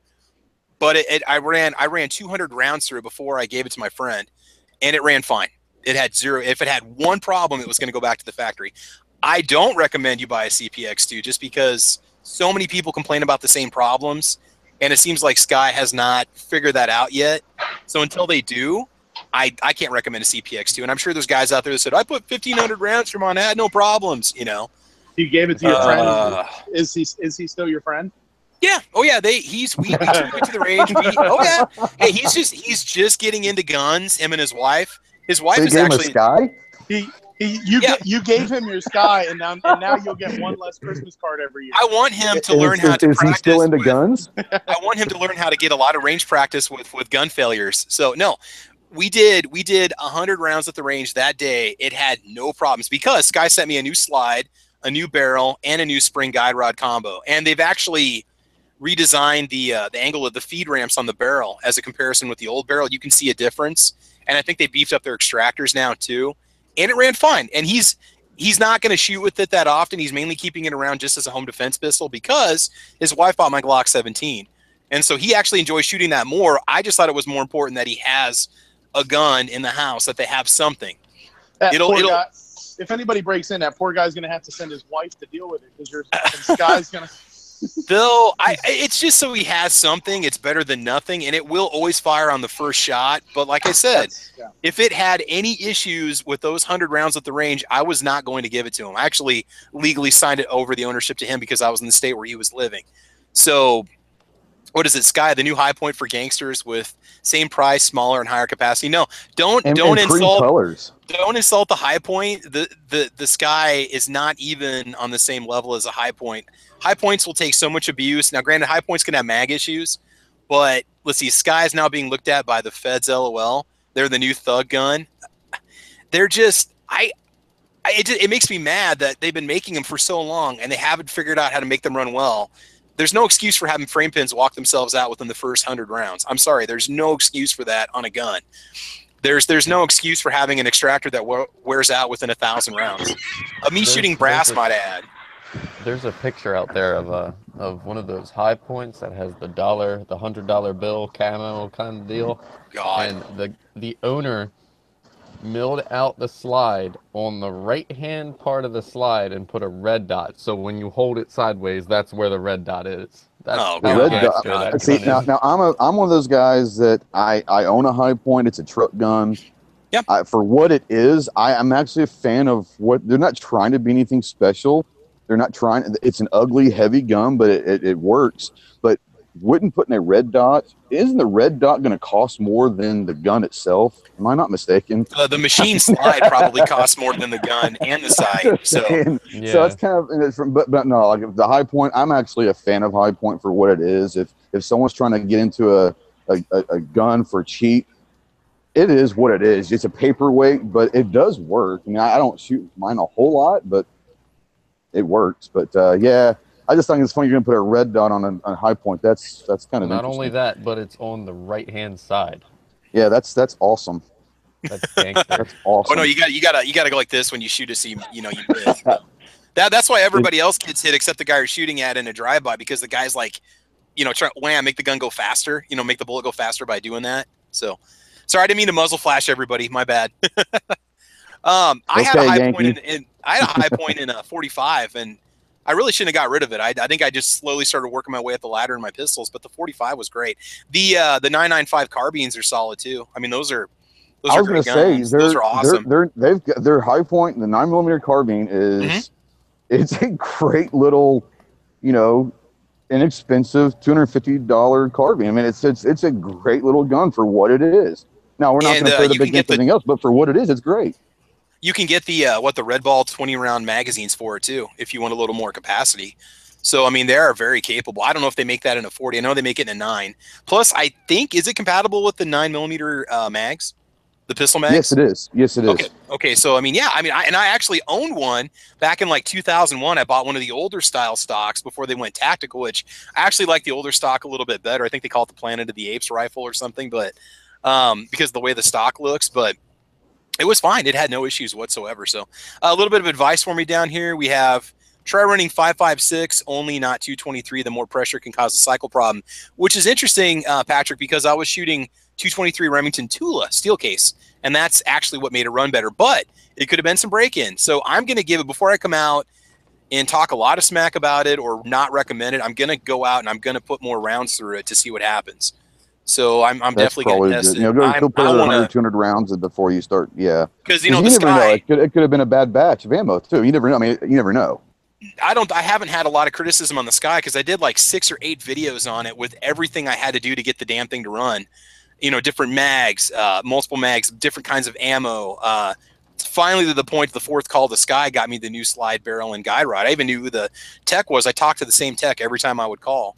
And their customer service is great, but it doesn't matter if your gun doesn't run. So I'm going to tell you this right now. If you're looking at a CPX2, here's what I want you to buy. go anywhere online. I know, buy it from your local gun store. deguns.net is selling these for $180. Just go buy a PT-111 G2. If you want a good sub $200 9mm, go that route. Also, I've got an SD9 VE that I absolutely love to shoot right now. That thing is just awesome. I bought that used for $250. So anybody who's on the wire, you know, I can get a Sky from Classic for $200 because they're selling them for $200 right now. Okay, get it, but pay special attention to the frame pins and run a butt ton of rounds through it, because that way, if it starts having FTE issues, you can get it fixed. It freaked me out. That was my carry gun for 3 years, and I fired the first round the first time I had problems with it, and it jammed. It didn't extract that round. I'm like, okay, this is not cool. What if I would have had to do a follow-up shot, or I'd have multiple assailants? I'm sitting here fiddling with my gun because you have to drop the mag to get that cleared out. And so that is what pushed me away from it. Yeah, I mean, it was like, okay, that's not cool. And then I did it, and I did it again and again and again. I tried 4 different magazines, and it had problems. So I called Sky for new magazines. And it just, it did not get better. So, Patrick, I would that's say another that thing. Okay, Sky's probably, customer service at Sky's probably got to be one of the busiest that there is in the game right now. I always get through when I call, and they're always very good. They're very quick to send out parts. They are moving to Tennessee from Florida if they haven't already moved, and that's got a lot of local people upset. So I don't know if they're going to try to come up with something new or come out with something new. They mentioned a 380 model up to like 2 years ago, and it still hasn't seen the light of day. Patrick is talking on the Gun Channels chat. He's got a Radical Upper in 762 by 39. Yes, mine does not have polished feed ramps. So that might be something I need to do with the Dremel. I might need to just put a light polish on the feed ramps, because it is just got the enamel coating on it. So the rounds could be sticking when they're trying to feed. But again, it's an extraction issue with mine. So I'm going to try that different bolt carrier group and that upgraded extractor to see what happens. So, yeah. Anyway, enough of my problems. You guys got gun problems you're dealing with? We might as well talk about it. We're on right now. So. Well, I got sort of a gun problem. What's up? That 20-inch AR that I showed earlier, I think it was on Wednesday's Guns and Geeks, like before the show actually. I wrapped everything in paracord, and it wasn't enough, so I wrapped it more. I literally have like a butt ton of paracord, and I just like need to find things now to wrap because I have so much. There you go. Make a sling. Make a single point sling for your AR. That's a good. That'll take up a lot. That'll take up a lot of paracord, man. I need one. So if you want to make me one, well, what I'm saying is you can easily take your current single point sling if you want, and then just wrap the paracord and design around it so you have a base of the sling that's already there. But that will take up a lot of paracord. If you're looking to get rid of paracord, a sling's the way to go. Yeah. AWAG, if you want to make me one, I will pay you for your time and for your materials, because I need a single point sling for that pistol AR. So we can talk about that. If you got some time, I'd be happy to compensate you for doing the work. It'd be kind of cool to have one. Yeah. I got various types of olive drab. I even have, what is it? It's called fire cord. It's basically paracord with fatwood fibers in the center that could be used as a fire starter. And I have burgundy. Ooh, there you go. Gonna throw it back to the 80s, making all burgundy, a single point sling. Nice, nice. Well, guys, Jake is chiming in. PT-111 G2 is a great pistol. I've got almost 1,500 rounds through with, and only had 3 malfunctions. Yeah, this tan and black one that I have, this FDE one here, doesn't have that many rounds through it. I had an all black one that I used a lot many years ago before I sold it, but yeah, they're good guns. They run fine. You got plastic sights on the back, but there's a lot you can do to upgrade them. I've done a few things to mine to kind of beef it up a little bit. So, all right, guys, I'm going to go ahead and call it. I'm going to go ahead and start my Saturday. It's almost 10 a.m. We went for almost 2 hours. So just again, on the YouTube side, everybody for joining in. Scott, the other Travis, thanks for joining us. 04 Hemi was out there. D-Temp 62. We had a lot of guys joining in today. Over on the Gun Channel side, we got Patrick and we got Jake. Ohio 45 ACP. Tony came in with us. Squib was here for just a little bit. Clay, thanks for joining us. Dano, Moon Food out there. Ghost. John. We got a lot of people that joined in today. I appreciate it. Let's see. AWAG. What's that? Still no super chats. We did have somebody did 2 $5 super chats a couple podcasts ago, we did actually get some super chat money. So thank you. That's there you go. Cool. That will help me buy a new upper for my PSA lower. So there we go. Yeah. Or gunsmithing costs to get my Radical. I was gonna say, or just take it to a gunsmith. Postage and handling to send the Radical upper back to Radical and have them look at it. But like I said, I know I'm talking some smack about it, but until, I mean, I'm going to run it more. I'm going to run it more. So if there's any problems, I'm going to try it and see if I can figure it out. When I do, I'll do an updated video for it too. So, all right, guys. AWAG, anything you want to plug before we go? Are you going to keep putting some videos out there? I'm going to try. My computer's been really slow with my editing software, so okay. I don't know entirely. I'm trying to get some GoPro footage of my car on the outside and driving it, but my computer does not like my memory stick that I have for it. Oh, your RAM? So it might take a while. I will have videos up sometime in the near future. Okay. So a good video program to try out VideoPad Video Editor. It's about $50. That's what I've been using for my videos for about the last 4 months now. Yeah, VideoPad Video Editor. It's a good one. On Steam, I bought. It was on sale. It was Vegas 2014 for $69. Okay. So I got the whole kit and caboodle. It's like a $300 program that I got for $70. Nice. But you might have to add. I use Vegas and Powder, but Vegas is pretty salty, man. But now, Ghost, how much RAM are you running in your PC? Are you running 16 gigs? 16. And then do you have a separate video card? You run a discrete graphics? That AWAG, if you don't, are you running a separate video card, AWAG? Yeah, I'm running a GTX 660. Okay. I used to have a Titan X, but I killed that trying to overclock it. Okay. So. Computer talk. This is what it takes to get your gun channel up and running. So yeah, it takes a pretty beefy system to run some of that processing software. What takes forever, what you guys don't realize, those of us making the videos, it's the exporting the video. For me, takes like 45 minutes to do a 10-minute video exporting, and I'm running 16 gigs of RAM and an R9 390. Go figure. So I'm running 8 gigs of RAM with a GTX 660, and it took me about 10 minutes to process a 3 minute, like 2 minute video. 1 minute video. Yeah, you wanna beef it up to 16 gigs. You'll be surprised what that does for you, and it's not that much more expensive. So I'm gonna go balls to the walls and just get another Titan X and then get to like 32 gigs. There you go, man. That'll take care of it. Patrick, great show as always. Thank you so much for the compliments. I appreciate it. We'll figure out what next week's topic is going to be. I think we'll maybe discuss some long range rifle shooting, or I don't know. We'll come up with something. We had a couple requests for maybe favorite budget handguns, but I don't want to repeat topics. But we'll see what's out there. For long range shooting. Ooh, there you go. Well, we already know what you're going to say, so no. No, you don't know what I'm going to say. Oh, you're going to surprise us, so there you go. All right, so Ghost, AWAG, everybody on the panel, thanks for joining in today, guys. I appreciate it. This was Caliber Corner number 10. You know, we talk about everything. Main focus for today was just ammo, just discussing some of our favorite rounds and kind of the history about some of our favorite rounds and what you need to know. You know, we did have that whole reloading podcast that we talked about earlier, so it's one of those things that check out the reloading podcast if you want to get into that. That's just kind of a little introduction, what you need to know. Go out there, get yourself Modern Reloading. Okay, get yourself a copy of that, and also get yourself a copy of the Lyman 50th edition reloading manual, and you will be set. So there we go. All right, guys. So this was Caliber Corner number 10. Thank you for joining in, and we will talk to you hopefully next week. All right, have a good weekend, guys. Bye-bye. Bye, Felipe.